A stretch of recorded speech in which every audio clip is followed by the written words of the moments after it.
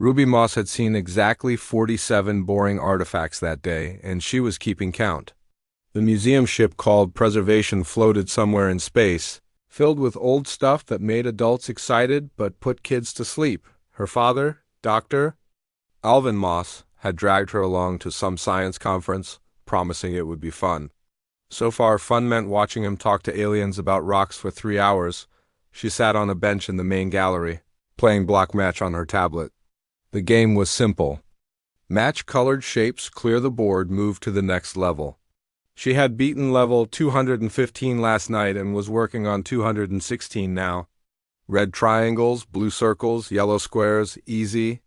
Ruby, I will be in the next. Room for a while, her father said, walking over with a smile. Please stay in this section, do not wander off. Okay, Ruby said, not looking up from her game. Her father hesitated, then patted her head and walked away with a group of other scientists. Ruby waited until their voices faded, then stood up.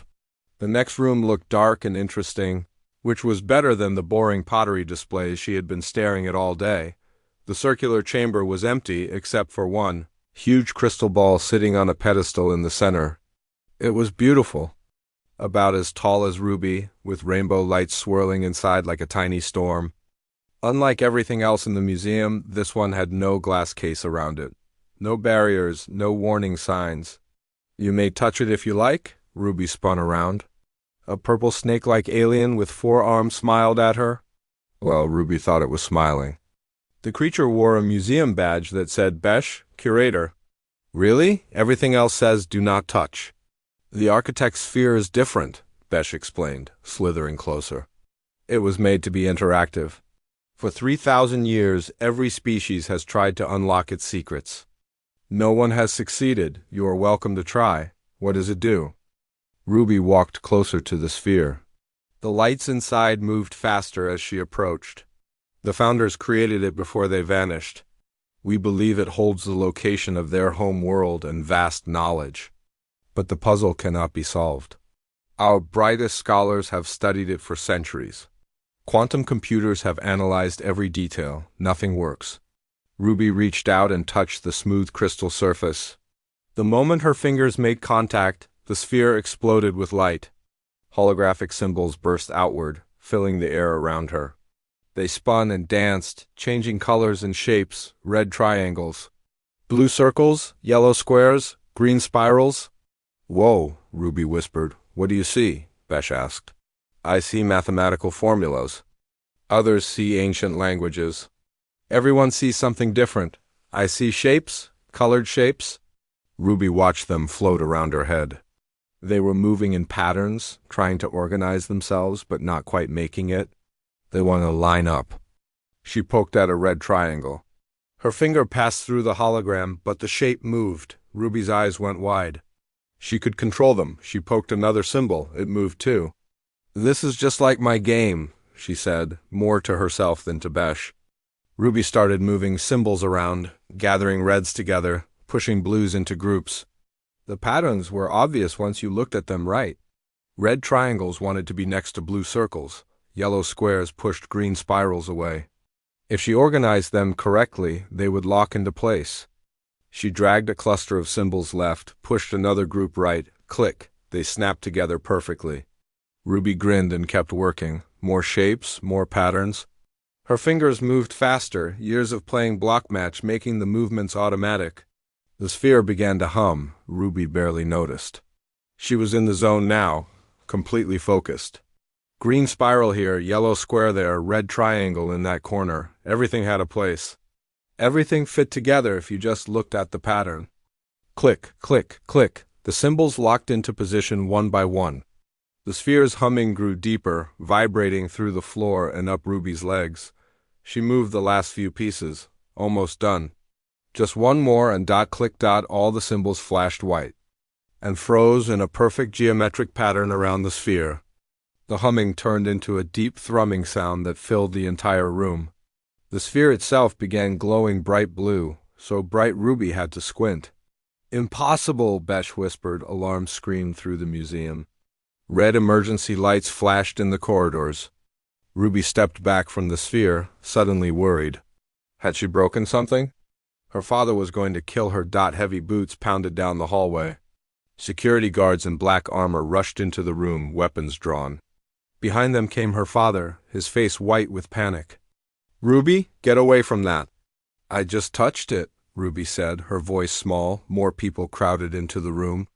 Aliens of every shape and size pushed through the doors, all staring at the glowing sphere. A four-armed alien that Ruby recognized as Professor Teln shoved to the front. He held a device covered in blinking lights and spinning numbers. "The sphere is transmitting," Teln said, his voice shaking. "After 3,000 years of silence, it is broadcasting data across multiple frequencies." Everyone turned to stare at Ruby. She stood in the blue glow of the sphere, hands clasped behind her back, feeling like she did when the principal called her to the office. "What did you do?" her father asked, kneeling beside her. "I just matched the shapes," Ruby said quietly. "Like in block match. The colors and patterns wanted to line up, so I moved them until they clicked together." Professor Teln's device beeped loudly. "The sphere is showing coordinates. A star map. It is pointing to a specific location in space." "After 3,000 years, Besh said softly, "a human child solved the founder puzzle in 5 minutes." The room erupted into chaos. Everyone started shouting at once. Gateway Hub had looked impressive from space, a massive ring station spinning slowly against the stars. Up close inside the Galactic Council chambers, it just looked crowded. Ruby sat in a chair built for someone twice her size, legs dangling. While aliens argued about whether humans were secretly super intelligent or if she was some kind of genetic weapon, 3 days had passed since she touched the sphere. 3 days of interviews, brain scans, tests, and questions. Ruby was tired of explaining that she just matched shapes. Nobody seemed to believe her. The human brain structure shows no abnormalities. A doctor with 6 eyes was saying, pointing at holographic images of Ruby's skull. "She is completely ordinary by human standards." "Then how did she solve a puzzle that has defeated our greatest minds for millennia?" The speaker was a being made entirely of rocks held together by blue energy. It sounded angry. "This makes no sense." Ruby's father sat beside her, looking exhausted. He had been defending humanity for 3 days straight, explaining that Earth had no secret programs, no hidden technology, no genetic modifications. Nobody was listening. Professor Teln stood up from his seat. The four-armed scholar had been quiet until now, but when he spoke, everyone listened. "Perhaps we have been asking the wrong questions. We assume the founders created puzzles for advanced minds. What if they designed them for simple minds?" "Ridiculous," the rock being snapped. "The founders were the most sophisticated civilization in galactic history. Were they?" Teln pulled 3 small objects from his robes and placed them on the table in front of Ruby. "Or did they simply think differently than we do?" Ruby leaned forward to look. One object was a cube covered in shifting symbols. The second was a crystal pyramid with lights inside. The third looked like a metal flower with petals that moved on their own. "These artifacts have puzzled researchers for centuries," Teln said. "If the young human can solve them, we will know her success was not random chance. And if she cannot?" Ruby's father asked. "Then we will know the sphere was luck and we can all go home," Teln replied. He looked at Ruby. "Would you be willing to try?" Ruby shrugged. "I guess." She picked up the cube first. The symbols on its surface shifted between colors and shapes, never staying the same. When she turned it, the symbols moved with it. Ruby rotated it slowly, watching the patterns change. After a moment, she started to see it. The symbols were not random. They were dancing around specific positions, trying to align. She twisted the cube, rotating different sections. Click, one side locked into place. She turned it again. Click, another side aligned. Within 10 minutes, all 6 sides of the cube showed the same pattern. And it began glowing softly. The council chamber went silent. "Lucky guess," someone muttered. Ruby set down the cube and picked up the crystal pyramid. Lights swirled inside it like tiny fish. When she touched it, the pyramid made sounds. Musical notes. Different faces of the pyramid made different tones. Ruby hummed along, trying to match the notes. When she found the right sequence, the pyramid sang back to her. The lights organized themselves into a perfect geometric pattern. More silence. The metal flower was harder. Its petals moved independently, opening and closing. Ruby watched them for a while, trying to find the pattern. It reminded her of a game she played where you had to tap buttons in rhythm. She started touching the petals in sequence. Open, close, open, open, close. After a few tries, she found the rhythm. The flower bloomed fully and a holographic image appeared above it, showing star charts. Professor Teln sat down heavily. 3 artifacts. 3 solutions. All in under 30 minutes. This is impossible, the rock being insisted. It is not about intelligence, said a new voice. A human woman stood up from the observation section. She wore a doctor's coat. I am Dr. Lisa Grant, human psychologist. I have been studying Ruby's methods. May I explain? The council leader, a tall being with shimmering skin, nodded. Dr. Grant walked to the center of the chamber. Humans evolved as pattern recognition specialists. We survived by spotting danger, finding food, reading social cues. Our brains are built to see patterns quickly and intuitively. Human children especially excel at this because they have not yet learned to overthink. We have pattern recognition too, someone argued. Yes, but you apply logic first, Grant continued. You see a puzzle and immediately begin calculating, measuring, analyzing. Ruby sees a puzzle and asks what it reminds her of. She uses intuition before logic. The founders may have designed their artifacts to reward intuitive thinking. You are saying they made puzzles for children? The rock being sounded offended. I am saying they made puzzles for minds that can see simply, Grant replied. Ruby does not know advanced mathematics or quantum physics. She knows shapes, colors, and patterns from games. That limitation became her advantage. The council chamber filled with muttering. Some aliens looked thoughtful. Others looked angry. A few seemed frightened. The council leader raised a hand for silence. The sphere showed coordinates to a planet in the Sagara expanse. Multiple civilizations have claimed the right to investigate. However, given these demonstrations, it appears the human child may be necessary for any expedition to succeed. Absolutely not, Ruby's father stood up. She is 10 years old. You are not taking her to some unknown world. The founders clearly intended for someone like her to find this, Teln said gently. The artifacts respond to her in ways they respond to no one else. Without her, an expedition may be pointless. Or dangerous, Besh added. The snake-like curator had been watching from the side. Founder technology can be unpredictable.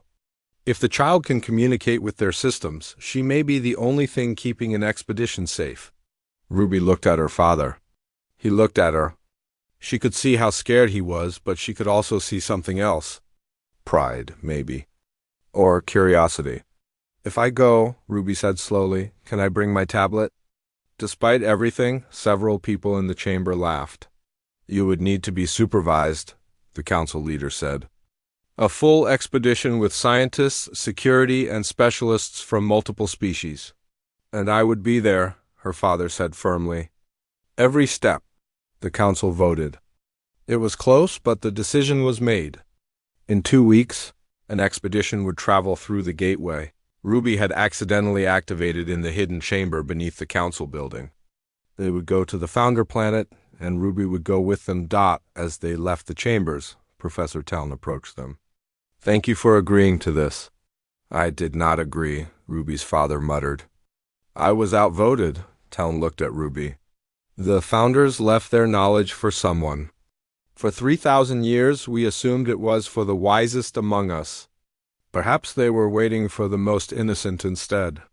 Ruby did not understand what he meant, but she nodded anyway. She was going on an adventure to an alien planet. That was way better than another boring museum tour. The gateway looked like a giant ring made of mirrors, floating in the docking bay of Gateway Hub. Ruby stared at it through the window of the transport shuttle, watching technicians run around with equipment. In 30 minutes, that ring would open a doorway to a planet on the other side of the galaxy. The thought made her stomach feel funny. Nervous? her father asked. A little, Ruby admitted. What if there are monsters? Then we will come right back through, he promised, squeezing her hand. The expedition team was huge. 12 species, 37 scientists, 20 security guards, and enough equipment to fill 3 cargo ships. Ruby had met some of them during the preparation week. Professor Teln would be the lead researcher. Besh came as cultural liaison, whatever that meant. A 4-eyed alien named Commander Roth led the security team. Dr. Grant was there to study how Ruby solved puzzles. Everyone treated Ruby like she was made of glass. They asked permission before talking to her. They apologized if they stood too close. It was weird. She was just a kid who was good at matching shapes. The shuttle docked with the main expedition ship, a vessel called the Seeker. It was smaller than the museum ship, but still bigger than any building Ruby had seen on Earth. Her quarters had a bed, a desk, and a window showing the stars. Her father's room was right next door. All personnel to the observation deck, a voice announced over the speakers. Gateway activation in 10 minutes. The observation deck was packed. Ruby squeezed between aliens twice her size to get a view of the gateway. The ring started glowing, first faintly, then brighter. The space inside it began to shimmer like heat waves on a summer day. The gateway is locked onto the coordinates from the sphere, Teln explained to the crowd.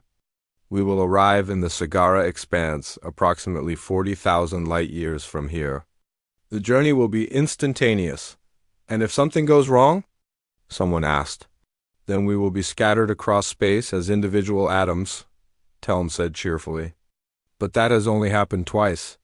Ruby's father looked like he might be sick. The shimmer inside the gateway turned into a swirling vortex of colors.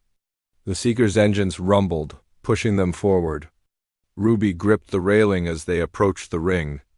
The vortex grew larger, filling her vision with spinning light. They passed through. For a moment, everything went strange. Ruby felt like she was being stretched and compressed at the same time. Colors she had never seen before flashed past her eyes. She heard music that had no sound. Then it stopped and they were somewhere else. A planet filled the observation windows.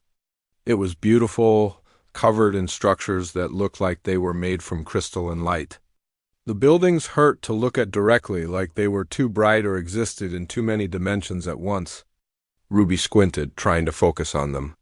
I am detecting no defense systems, Commander Roth announced, studying his instruments. No weapons, no shields, no satellites. If there are founders here, they are not defending their world. Maybe they do not need to, Besh suggested. The Seeker moved into orbit. Scans showed the planet had breathable air, comfortable temperature, and no hostile life forms. The structures covered most of the continents, all built in impossible geometric patterns. We will land near the largest structure, Teln decided. Teams of 5, no one goes anywhere alone. The child stays in the center group where we can protect her. Ruby wanted to argue that she did not need protection. But her father gave her a look that said not to bother. The landing party took 3 shuttles down to the surface. Ruby pressed her face against the window, watching the crystal structures grow larger. They landed in a plaza made of smooth white stone that seemed to glow from within. When Ruby stepped off the shuttle, the stone lit up under her feet. It is responding to her, Dr. Grant said, making notes. The structures are reacting to Ruby's presence. The other team members stepped onto the plaza. Nothing happened. Only Ruby's footsteps made the stone glow. Perhaps the founders keyed their technology to specific brain patterns, Teln suggested. Patterns that match intuitive thinking rather than logical analysis. They walked toward the largest structure, a pyramid that seemed to phase in and out of reality. Ruby kept stopping to look at things. A fountain that flowed upward. Trees made of metal that sang in the wind. Paths that curved in directions her eyes could not quite follow. This place is so cool, she whispered. Commander Roth and his security team kept their weapons ready, but nothing threatened them. The planet felt empty but not abandoned. It felt like it was waiting. The pyramid entrance opened as they approached. Inside, the walls were covered in the same shifting symbols Ruby had seen on the sphere and the other artifacts. They moved and changed. creating patterns that made her head hurt if she looked too long. In the center of the main chamber stood a pillar of light. Holographic screens floated around it, showing information in languages nobody could read. Ruby walked toward it, and the screens changed. The symbols transformed into simple pictures: a star, a planet, a group of people.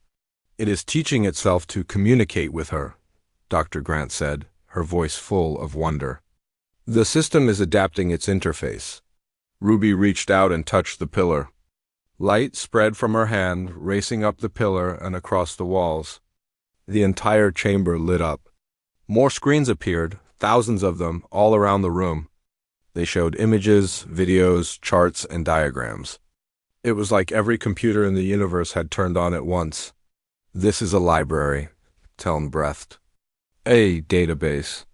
The founders left their entire knowledge here. Can you read it?" Ruby's father asked.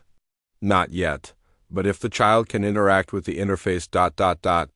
Telm moved closer to one of the screens. The moment he touched it, the screen went dark. He pulled his hand back and it lit up again. "It will only respond to her." Ruby looked at all the screens floating around her. There were so many, too many to count. Each one showed different information, different pictures, different symbols. How was she supposed to understand all of this? "Do not be overwhelmed," Dr. Grant said kindly. "Just interact with it the way you would with any game. See what happens." Ruby nodded and started touching screens. Each one she touched changed, showing simpler images. A picture of a sun. A picture of a child. Basic concepts presented in basic ways. The system was teaching itself how to talk to her by watching what she understood, but as she played with the screens, Commander Roth's instruments started beeping urgently. "We have incoming ships," he announced. 20 vessels, armed, approaching fast. "Who?" Telm demanded. "Drachner collective signatures," Roth replied grimly. "They must have followed us through the gateway." Ruby's father grabbed her shoulders. "We need to leave, now." But Ruby was staring at a new screen that had appeared. It showed a picture of the pyramid, a picture of ships approaching, and a question mark. The system was asking her something. "I think this is security," she said quietly. "I think it wants to know if those ships are friendly." Everyone looked at her, then at the approaching ships on the monitors, then back at her. "Ruby," her father said carefully, "do not touch anything until we understand what it does." But the Drachner ships were getting closer, and Ruby had a feeling they were not coming to say hello. Ruby touched the screen showing the security question.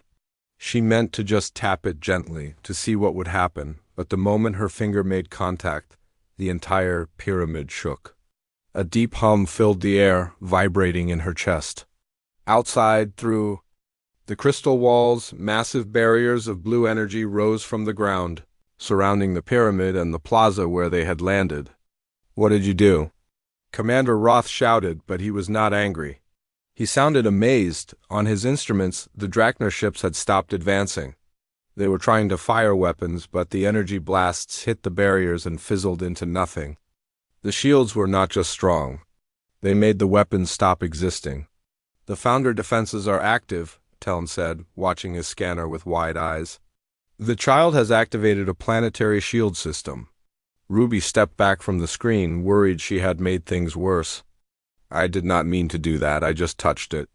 "You did perfectly," Besh assured her, coiling her snake-like body nearby. "Those ships would have attacked us, now they cannot." Through the pyramid's walls, Ruby could see the Drachner vessels circling the shields, looking for a way through. One ship moved closer, testing the barrier with smaller weapons. Nothing worked. The shields held firm. "They are hailing us," Roth announced. "General Threck demands we lower the shields and share access to the Founder Library. He says the knowledge belongs to all species, not just those chosen by humans." Ruby's father crossed his arms. "Tell him we did not choose anything. The Founders chose." "That will not satisfy him," Telm said quietly. "The Drachner respect strength and force. They will not leave peacefully." Ruby wandered away from the arguing. Adults, looking at the other screens floating around the pillar. The library was showing her more information now. Pictures of people who looked almost human, but not quite. The founders, she realized, they had 2 arms, 2 legs, a head. But their eyes were larger, and their skin had patterns that glowed softly. One screen showed a founder child playing with blocks. The blocks floated in the air, forming patterns. The child was laughing. Ruby smiled. The founders had kids who played games too. More screens appeared, showing the story of the founders. How they built incredible technology. How they explored the universe. How they learned to think in ways that bent reality. But the images also showed them looking sad, looking lonely. In the final pictures, they were transforming, becoming beings of pure light that faded into stars. They left, Ruby said softly. They turned into something else. Double quotes. Dr. Grant came to stand beside her. What do you see?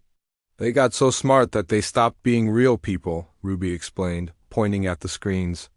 They became like, I don't know, thoughts or energy or something. But before they left, built all this. They wanted other people to have their stuff. But why make it so only someone like you can access it? Grant asked. Ruby thought about that, watching the pictures change. Maybe because they were scared. If really smart people got this first, they might use it wrong. They might make weapons or hurt people. But if someone like me gets it first, someone who just wants to play and learn, then it stays safe. Out of the mouths of children, Teln whispered, overhearing. The founders built a safeguard. The knowledge is available, but only to those who approach it with innocence. Outside, the Drachner ships were still circling. More were arriving now, appearing through the gateway. Ruby counted 15, then 20, then stopped counting. There were a lot of them. They are attempting to communicate with us directly, Roth said. General Threk wants to speak with whoever activated the defenses. Absolutely not, Ruby's father said immediately. Wait, Besh interrupted. Perhaps we should let him speak. Not to negotiate, but to explain. The Drachner are aggressive, but not unreasonable. If they understand the founders' intentions, they may accept it. After more arguing, they agreed. A holographic screen appeared showing General Threk. He was huge and gray, built like a walking tank with 6 arms and armor covering his body. His face had too many teeth. I am General Threk of the Drachner Collective, he announced. Your shields are impressive, but you cannot stay behind them forever. Lower them and share the founder knowledge equally, or we will find a way through. The shields will not come down until you leave, Commander Roth replied. Then you will starve in there, Threk growled. Ruby stepped forward before anyone could stop her. The founders did not want their stuff to be used for fighting. Threk focused on her, his 4 eyes narrowing. You are the human child. The one who solved the ancient puzzles. I just match shapes, Ruby said, wishing people would stop making it sound so important. The founders made their things work for people who want to learn, not people who want weapons. Knowledge is power, Threk said. Power can be used however the strong decide. That is why you cannot have it, Ruby replied. The founders were really, really smart. Smarter than anyone now? They knew that really smart people might do bad things with their stuff. So they made it only work for people who think simple. People who just want to play and learn. You are a child, Threk said dismissively. You do not understand galactic politics. No, Ruby agreed, but I understand games and puzzles. And this whole planet is a puzzle. The founders made it so only certain people can use it. You can sit out there forever, but the shields will not come down for you. They will only come down for someone like me. Threk was silent for a moment. Then he laughed, a harsh sound like rocks grinding together. So the founders' final joke is that their legacy is in the hands of children, fitting, perhaps. They were children themselves in the end, playing with forces they should not have touched. I would like you to leave, Ruby said politely but firmly. Your ships are scary and you are being mean. When you can come here without weapons and without being angry, maybe the planet will let you in. But not now. The general's expression was hard to read, but he nodded slowly. Very well, human child. We will withdraw for now, but understand this. The galaxy will not accept your control of this knowledge forever. Others will come, more patient than us, more clever. You cannot guard this place alone. She is not alone, Teln spoke up. She has the support of species who understand the Founder's wisdom. Threx snorted but gave orders to his fleet. Slowly, the Drachner ships turned and headed back toward the gateway. Ruby felt the tension leave the room as the ships disappeared. She turned back to the library pillar, ready to keep exploring, but something new had appeared on the screens. A warning symbol, pulsing red. Text scrolled past in symbols she could almost read. What is that? Her father asked, moving closer. Ruby touched the screen. The symbols changed to simple pictures, a clock, a question mark, a picture of many different aliens standing together. I think, Ruby said slowly, it is asking if we are ready for the next test. 12 weeks had passed since Ruby touched the warning screen in the Founder Library. In that time, the galaxy had changed in ways nobody expected. The pyramid had released information slowly, carefully, teaching each species at their own pace. But it had also activated something else. Ancient Founder devices on forgotten worlds all across known space had woken up. Broadcasting signals, presenting new puzzles. Ruby sat in a classroom on Gateway Hub. But this classroom was different from any school on Earth. Her classmates included a young Quillen with 4 arms, a small Hisari who barely reached Ruby's shoulder, and a Mendari child made of floating mathematical symbols. They were all around her age, and they were all here to learn how to solve Founder puzzles. The key is not to think too hard, Ruby explained, showing them a small cube similar to the one she had solved for the Galactic Council. When you look at it, what does it remind you of? Not what is it really, but what does it look like? The Quillen child, named Pip, tilted her head. It looks like a toy, the kind that lights up when you press it. Good, Ruby encouraged. So try playing with it like a toy. Pip poked the cube nervously. Nothing happened. She poked it again, and a symbol lit up. Her eyes went wide as she started pressing different sides, watching the patterns emerge. Within minutes, she had solved it. I did it. Pip squeaked, all 4 arms waving excitedly. Dr. Grant watched from the corner, taking notes. She had been studying Ruby and the other children for weeks, trying to understand why youth made such a difference. Her theory was getting stronger. Children had not learned to overthink yet. They approached problems with play instead of analysis. The Founders had designed their technology to reward that approach. How many puzzles have we solved now? Ruby asked during break time. Across the galaxy? 73, Grant answered. All solved by children or young beings from various species. Not a single adult has succeeded with the new wave of artifacts. That must make them mad, Ruby said. Some are frustrated, Grant admitted. Others are beginning to understand.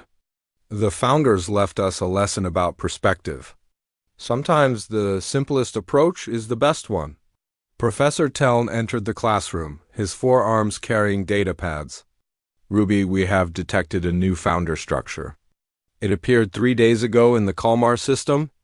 It is much larger than anything we have found before. The Council would like you to investigate. Ruby felt her stomach flip. She had been on 3 expedition teams since the first planet, but something about Teln's voice suggested this one was different. What makes it special? She asked. It is broadcasting a signal that translates to a simple message. Cooperation required, Teln explained. We believe it is a puzzle that cannot be solved by one person alone. So we bring a team, Ruby's father said. He had been sitting in the back, watching the class.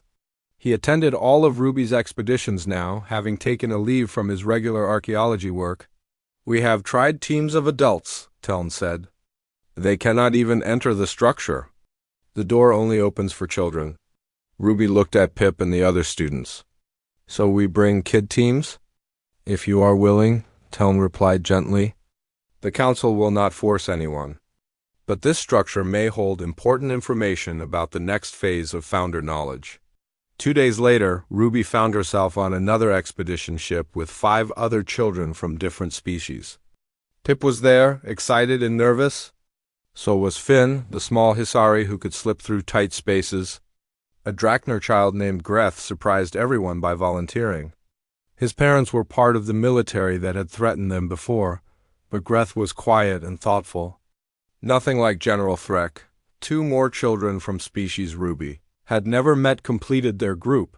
The structure in the Kalmar system looked like a massive ring floating in space, easily the size of a city. It was made of the same crystal material as the other founder buildings, covered in shifting symbols. A doorway irised open as their shuttle approached, but only big enough for the children's small transport pod. "We will be right outside," Ruby's father promised over the communication link. "Any trouble, any danger, you come back immediately." "We will be okay," Ruby said, trying to sound braver than she felt. The transport pod entered the ring. Inside was a chamber with 6 platforms, each glowing a different color. In the center floated a sphere similar to the one in the museum, but smaller.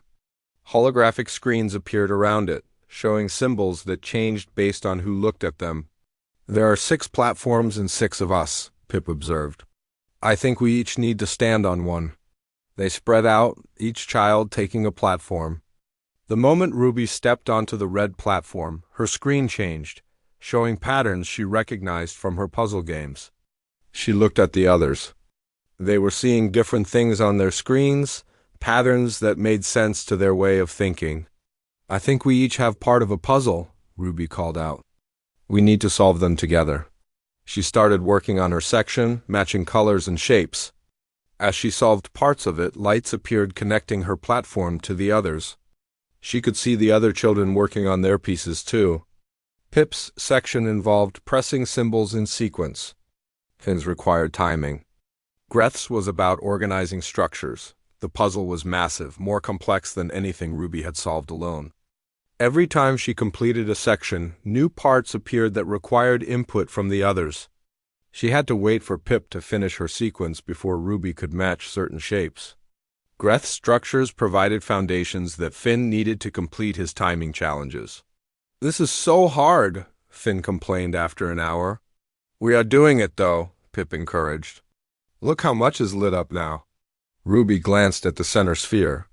It was glowing brighter as they worked, displaying a web of connections between all their platforms. The puzzle was not about individual skill. It was about working together, each person contributing their unique way of thinking. Hours passed. The children took breaks, shared snacks, helped each other when someone got stuck. Ruby found herself explaining her patterns to Greth, who showed her a different way to look at spatial relationships. Pip's sequential thinking helped Finn with his timing. They were learning from each other. Finally, after what felt like forever, the last pieces clicked into place. The sphere in the center exploded with light, projecting a massive holographic display.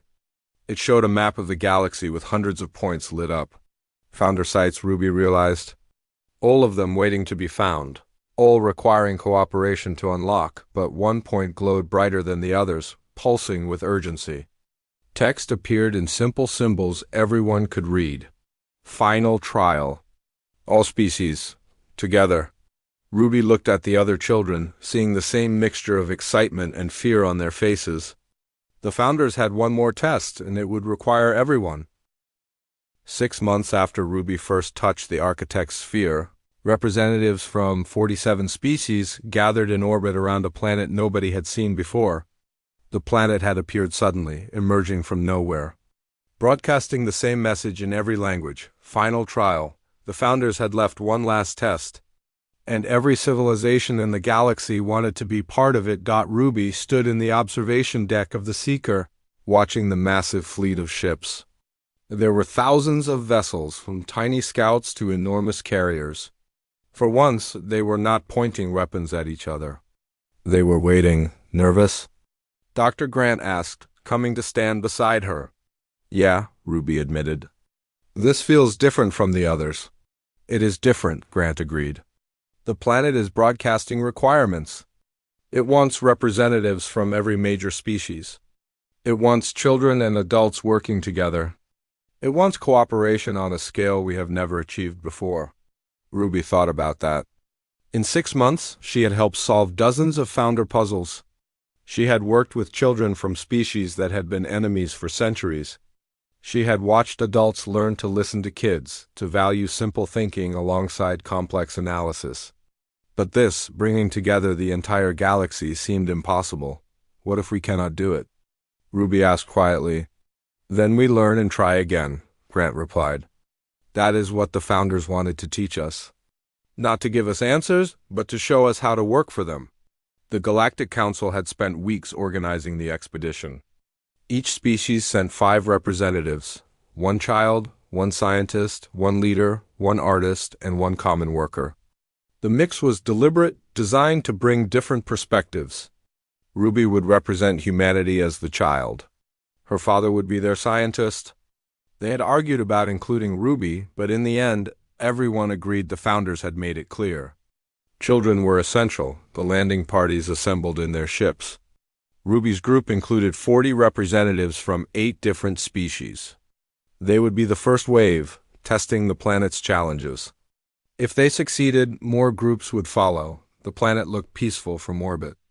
Green continents, blue oceans, white clouds. But as their shuttles descended, Ruby saw the structures. Massive pyramids, towers that reached into the sky, bridges that connected floating islands. All of it made from crystal that reflected light in impossible ways. They landed in a plaza, 10 times larger than the one on the first founder planet. A pathway of glowing stones led toward a central structure that looked like a mix between a pyramid and a sphere. The building hurt to look at.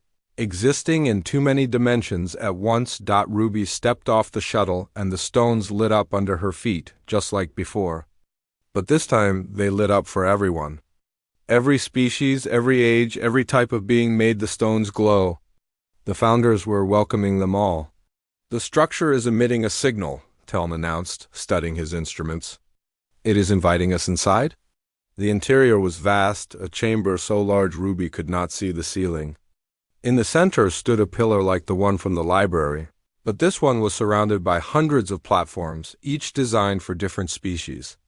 Some were high for tall beings, others low for small ones. Some were in water for aquatic species. The founders had thought of everything. Holographic screens appeared above each platform, showing different puzzles. Ruby approached her platform and saw familiar patterns. Shape matching, color organization, spatial reasoning. But these puzzles were connected to all the others through glowing lines of light. Solving her part alone would not work. She needed the others. Everyone to your platforms, the council representative announced. We attempt this together or not at all. Ruby stepped onto her platform and started working. The puzzle was harder than any she had solved before, requiring her to understand not just her own patterns but how they connected to everyone else's work. She could see Pip 3 platforms over, working on sequential patterns. Greth was nearby building structures that provided foundations for others. Adult scientists were calculating equations that unlocked new sections. Artists were creating patterns that bridged different types of thinking. Hours passed. The work was exhausting. Ruby's eyes hurt from staring at screens. Her hands were tired from moving symbols. But slowly, the web of light connecting all the platforms grew brighter. They were making progress. I cannot solve this section, an adult Mindari scientist called out. It requires intuitive leaps I do not understand. Let me look, Ruby called back. She studied his screen, seeing complex mathematics that made no sense to her. But underneath the numbers, she saw a pattern. Try removing these equations and replacing them with these ones. That breaks the mathematical rules, the Mindari protested. Maybe founder math has different rules, Ruby suggested. The scientist tried it.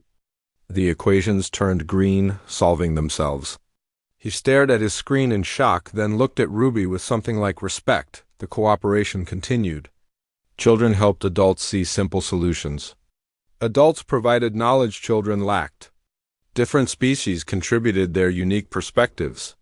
A Hisari worker who built machines her whole life solved an engineering puzzle the scientists could not crack. A Draknar artist created a visual pattern that bridged 3 different sections. They were doing it together, finally. After 8 hours of continuous work, the last puzzle pieces clicked into place.